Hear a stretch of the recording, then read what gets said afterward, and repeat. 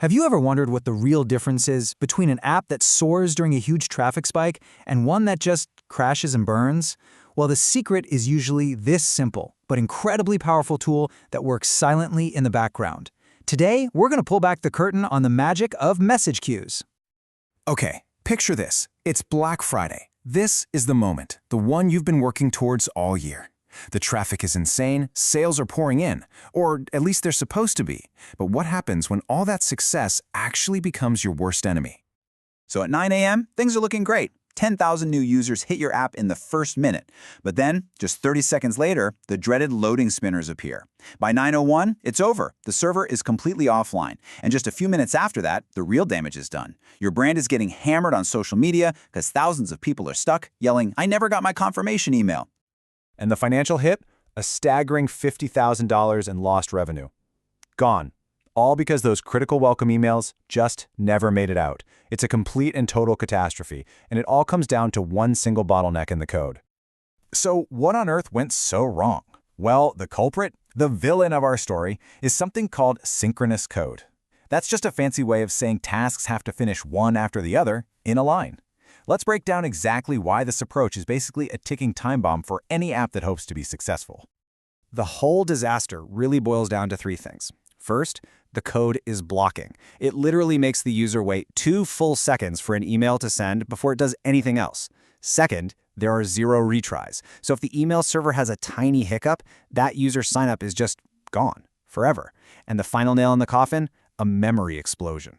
All 10,000 of those requests hit at the same time, trying to shove 100 gigs of data into a server that just can't handle it. Boom. Total system crash.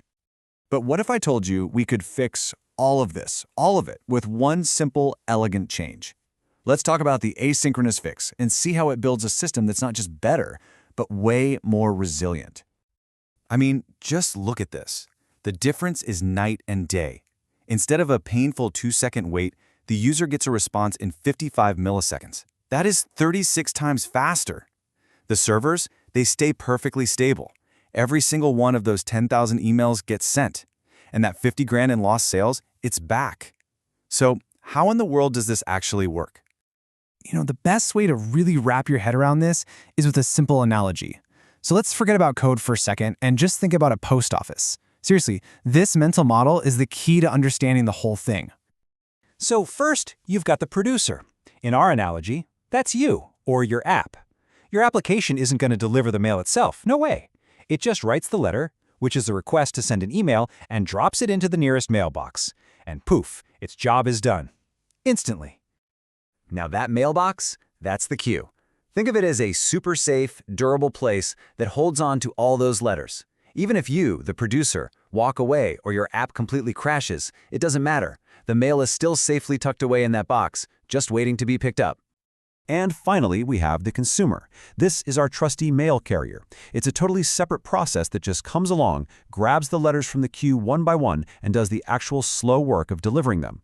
This is the whole secret. It decouples the fast request from the slow task. But here's where it gets really cool. This whole post office analogy is just scratching the surface.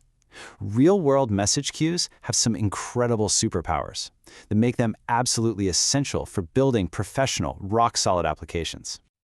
Just look at this toolkit. You get automatic retries for failed jobs. You can set priorities, so an urgent password reset gets sent way before a marketing newsletter. You can even delay or schedule jobs for the future. And my absolute favorite part, you can scale independently. If emails start piling up, you don't touch your main app. You just hire more mail carriers, you add more consumers, and the problem is solved. It's brilliant.